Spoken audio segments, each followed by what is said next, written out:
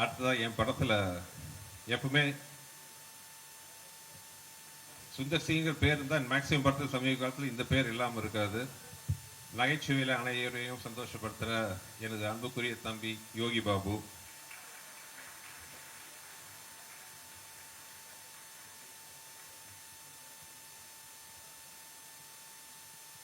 என்னுடைய ராசியான ஒரு வில்லன் அரண்மனை 4ல் வந்து டைரக்ட் பண்ணி நடித்த என்னை விட அதிகமாக கஷ்டப்பட்டு சண்டை போட்டு உடம்பெல்லாம் காயம் ஏற்படுத்தினாலும் முகத்தை சொல்லிக்காம நடித்து ஒரு பெரிய வெற்றியில் எனக்கு உறுதுணையாக இருந்த திரு கர்டா ராம் அவர்கள்.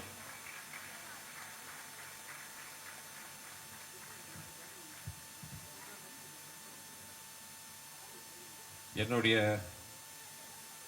உதவியாளராக இருந்து இன்னைக்கு வந்து ஒரு முன்னணி காமெடி நடிகராக உயர்ந்து அது மட்டும் இல்லாமல் ஒரு பயங்கர கேரக்டர் ஆர்டிஸ்டாக வில்லனாக நடித்து கலக்கிட்டு இருக்கிற அன்புக்குரிய தம்பி சிங்கம்புலி.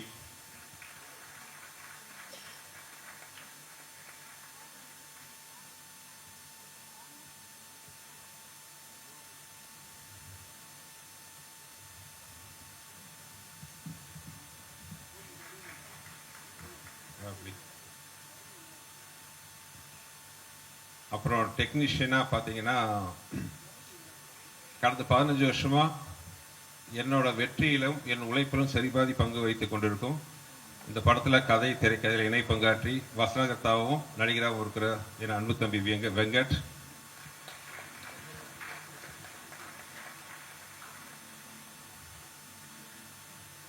என் வெற்றியில் நிறைய பங்கு வகித்த ஒரு அழகான கலர்ஃபுல் ஒளிப்பதிவு ஓவியர்னு சொல்லலாம் அன்புக்குரிய கோபி அமர்நாத். மிஸ்டர் கோபி அமர்நாத்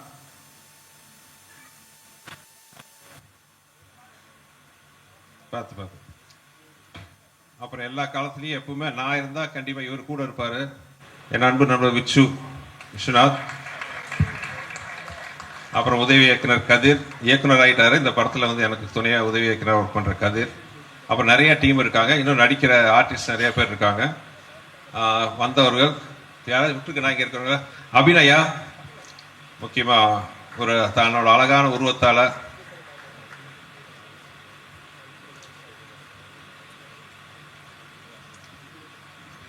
அபிநயா. அப்புறம் திரு இனியா அவர்கள்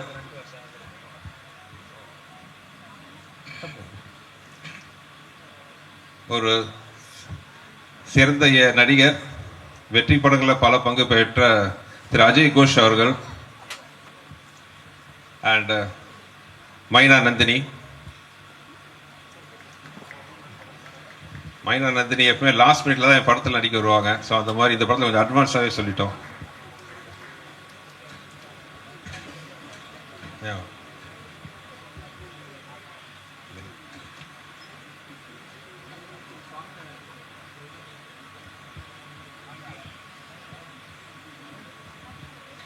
அப்புறம் மதகஜ ராஜா படத்தில் நகைச்சுவையில் கலக்கின திரு சுவாமிநாதன் அவர்கள்.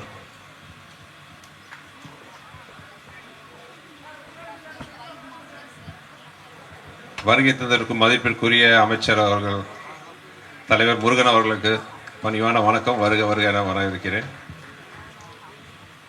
ஸோ இது போக இன்னும் ஸ்டார் காஸ்ட் நிறையா இருக்குது, டெக்னீஷியன் டீம் நிறையா இருக்காங்க. ஹிப்ஹாப் தமிழாவோட இசையோட வேல்ஸ் ப்ரொடக்ஷனோட பிரமாண்ட தயாரிப்பில் ஐசி சார் என் கூட கலந்துக்கிட்டா வில் பி ஹாப்பி.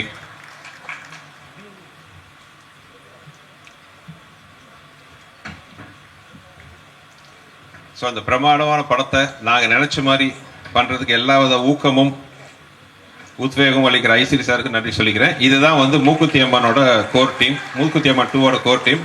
உங்கள் எல்லாத்தோட நல்வாழ்த்துக்களோட இன்று எங்கள் பயணம் இனிதே ஆரம்பிக்கிறது. நன்றி.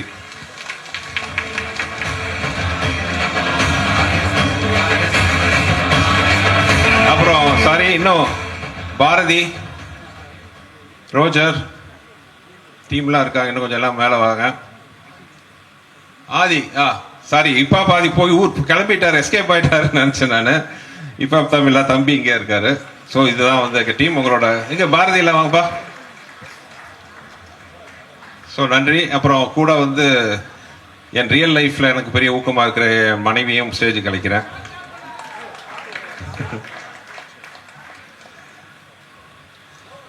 ஸோ ஸ்க்ரீனுக்கு முன்னாடி இல்லைனாலும் பின்னாடி வந்து இவங்களும் எங்கள் டீமில் வந்து முக்கியமானவங்க. So this is our team. Thank you. அனைவருக்கும் வணக்கம். இந்த விழாவிற்கு சிறப்பு விருந்தினராக வருகை தந்து அமர்ந்திருக்கிற மத்திய அமைச்சர் அண்ணன் எல் முருகன்ஜி அவர்களே மற்றும் இங்கே வருகை தந்திருக்கிற அனைத்து பெருமக்களே, உங்கள் அனைவருக்கும் என்னுடைய முதற்கண் வணக்கத்தை தெரிவித்துக் கொள்கிறேன். 5 வருடங்களுக்கு முன்பு மூக்குத்தி அம்மன் அப்படின்னு ஒரு படம் எடுக்கணும்னு அருமை நண்பர் ஆர்ஜே பாலாஜி வந்து என்னை அப்ரோச் பண்ணி அந்த படத்தினுடைய கதையை சொன்னார். எங்களுடைய குடும்பத்தினுடைய குல தெய்வம் வந்து முக்குத்தி அம்மன். அதை அவர் பேர் சொன்ன உடனே எனக்கு அது ரொம்ப பிடிச்சி போய் உடனே ஆரம்பிக்கலாம் அப்படின்னு சொன்னேன். அப்போ அம்மனா நடிக்கிறதுக்கு யாரை கூப்பிடலாம் அப்படின்னு முடிவு பண்ணும்போது த ஒன் அண்ட் ஒன்லி ஒரே சாய்ஸ் சொன்னது நயன்தாரா அவர்கள். உடனே அவர் அப்ரோச் பண்ணோம். அவங்களும் உடனே அதுக்கு ஒத்துக்கிட்டு வந்து மூக்குத்தி அம்மனாவே அந்த படத்தில் வாழ்ந்தாங்க. அந்த படம் மக்களிடையே பெரிய எதிர்பார்ப்பு கொடுத்துச்சு. அந்த படம் அடுத்து ஒரு 5 வருடங்கள் ஆயிடுச்சு. அதுக்கப்புறம் நானும் அம்மன் படம் ஏதாவது வரும் அப்படின்னு பார்த்துட்டு இருந்தேன். வர மாதிரி இல்லை. பேன் இந்தியாவாக ஒரு படம் பண்ணணும். அம்மன் படம் எதுவுமே வரல, இங்கே இந்தியாலேயும் வரல, எதுலேயுமே வரல. அதனால் ஏன் நம்ம வந்து மூக்குத்தி அம்மன் 2 பண்ணக்கூடாது அப்படின்னு எங்கள் டீம் வேல்ஸ் டீமோட ஒரு டிஸ்கஷன் நடந்தப்போ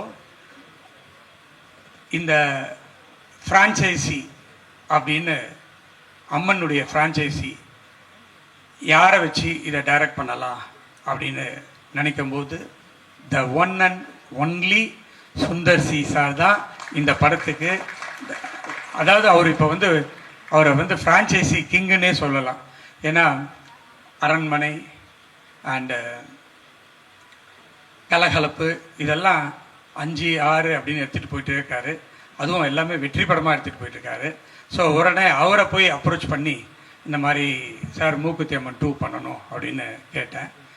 உடனே எனக்கு ஒரு 1 month டைம் கொடுங்க அப்படின்னு சொன்னார். 1 month முடிஞ்சு ஒரு ஸ்கிரிப்டோடு வந்து ஒரு 3 மணி நேரம் நரேட் பண்ணார். நான் இது வரைக்கும் அந்த மாதிரி ஒரு கதை கேட்கல. ரொம்ப பிரமாதமாக இருந்துச்சு.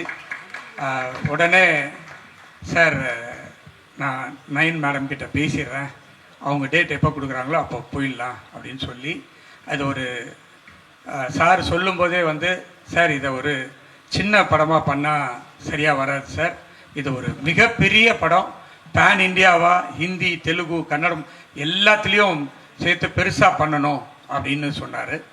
நானும் ஓகே சார் அப்படின்னு சொல்லி பட்ஜெட் என்னன்னு கேட்டேன். 3 விரல காமிச்சார். 3 டிஜிட்டில் தான் சார் இதை பண்ணணும், இல்லைன்னா பண்ண முடியாது சார், அப்போ தான் இது நல்லாயிருக்கும் அப்படின்னாரு. அவர் மேலே எனக்கு ரொம்ப நம்பிக்கை இருக்குது. நிச்சயமாக ஒரு நல்ல படத்தை கொடுப்பாரு, ஒரு பேன் இந்தியா படம் வரும் அப்படின்னு. ஓகே சார் அப்படின்னு அந்த இது வந்து அவர்கிட்டயே ஒப்படைச்சிச்சு. ஸோ இந்த ஃபுல் படத்தையும் அவரே தான் தயாரிக்கிறாரு. ஸோ நான் வந்து ஒரு பேர் மட்டும்தான். ஸோ இந்த படத்தில் டெக்னிக்கல் ஆகட்டும், பட்ஜெட் ஆகட்டும், விஷுவல் ஆகட்டும், எல்லாமே வந்து எக்ஸ்ட்ராடினரி தியேட்ரிக்கல் எக்ஸ்பீரியன்ஸாக நிச்சயமாக இருக்கும். அதில் எனக்கு ஒரு பெரிய நம்பிக்கை இருக்குது. இந்த படம் வந்து பூஜை இந்த அளவுக்கு பண்ணியிருக்கோம். நிச்சயமாக படத்தை இதோட பெருசாக பண்ணுவோம். ரிலீஸை அதுக்கு மேலே பேன் இண்டியாவில் வேர்ல்டு வைடு பண்ணுறதுக்கு எல்லா வேலையும் பண்ணிகிட்ருக்கோம். முக்கியமாக இந்த படத்தில் வந்து நயன்தாரா மேடம் பற்றி நான் சொல்லி ஆகணும்.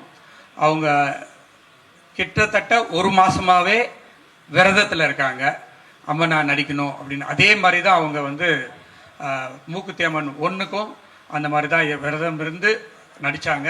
இப்போ 1 வாரமாக அவங்க மட்டும் இல்லை, அவங்க வீட்டில் அவங்க குழந்தைங்க எல்லாமே விரதத்தில் இருக்காங்க, இப்போ வந்துக்கிட்டே இருக்காங்க.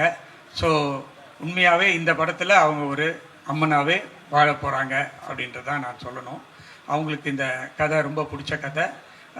ரொம்ப இன்ட்ரெஸ்டிங்காக இருக்காங்க இந்த படத்தை பண்ணுறதுல. பழைய ஒன் படத்தில் ஊர்வசி மேடம் நடித்தாங்க, இந்த படத்துலேயும் அவங்க அம்மாவை நடிக்கிறாங்க. அந்த படத்தில் ஹிப்ஹாப் ஆதி அருமை தம்பி எனக்கு ரொம்ப என்னுடைய அன்பு சகோதரர்னு சொல்லலாம். அவர் தான் அந்த ஃபஸ்ட்டு படத்தை மியூசிக் போட்டார். சாரி போடல, அரண்மனை போட்டார்.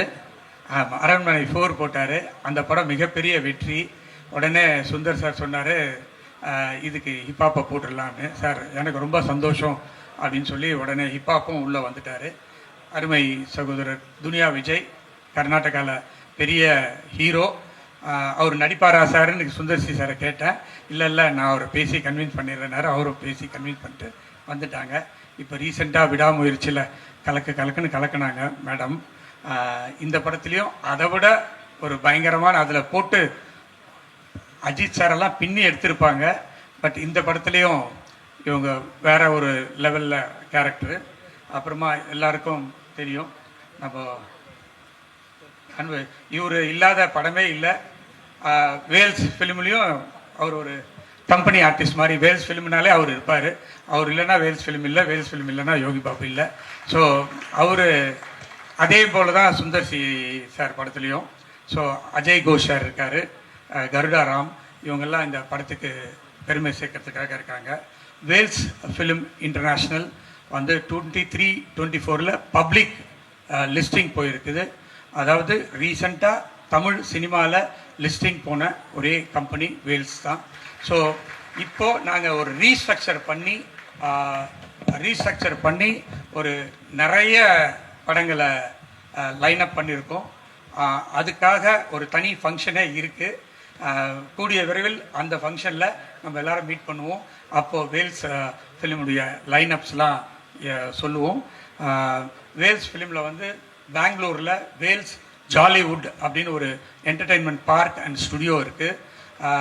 அதுவும் வேல்ஸ் ஃபிலிமோட சேர்ந்தது தான். அது மட்டும் இல்லாமல் தியேட்டர்ஸ், டிஸ்ட்ரிபியூஷன்ஸ் இதெல்லாம் வேல்ஸ் ஃபிலிம்ஸில் ஒர்க் நடந்துகிட்டு இருக்குது. ஸோ சினிமாவில் ஒரு பெரிய என்னுடைய ஃபாதர் மறைந்த ஐசரி வேலன் வந்து காமெடி நடிகர், மறைந்த எம்ஜிஆரோட நிறைய படங்கள் நடித்தவர். அந்த ஒரு பேஷனில் நான் ஒரு மூவிஸ் பண்ணணும் அப்படின்னு ஒரு ஆசையில் பண்ணிகிட்டு இருக்கேன். அதுக்கு எல்லாரும் நல்ல ஹெல்ப் பண்ணிகிட்ருக்காங்க. ஆக்சுவலாக ரீஸ்ட்ரக்சர் பண்ணி வேல்ஸ் ஃபிலிமில் பெரிய பட்ஜெட்டில் எடுக்கிற முதல் படம் மூக்குத்தி அம்மன் 2 அப்படின்றத இங்கே நான் சொல்லிக்கொள்வதில் ரொம்ப சந்தோஷப்படுறேன். வேல்ஸ் ஃபிலிம் இன்டர்நேஷ்னலோடு சேர்ந்து ஐவிவி, ஆவினி, ரவுடி பிக்சர்ஸ் எல்லோரும் சேர்ந்து இந்த படத்தை தயாரிக்கிறதுல எனக்கு மிக்க மகிழ்ச்சி. இந்த விழாவுக்கு வந்த அனைவருக்கும் என்னுடைய மனமார்ந்த நன்றியை தெரிவித்து விடைபெறுகிறேன். நன்றி, வணக்கம்.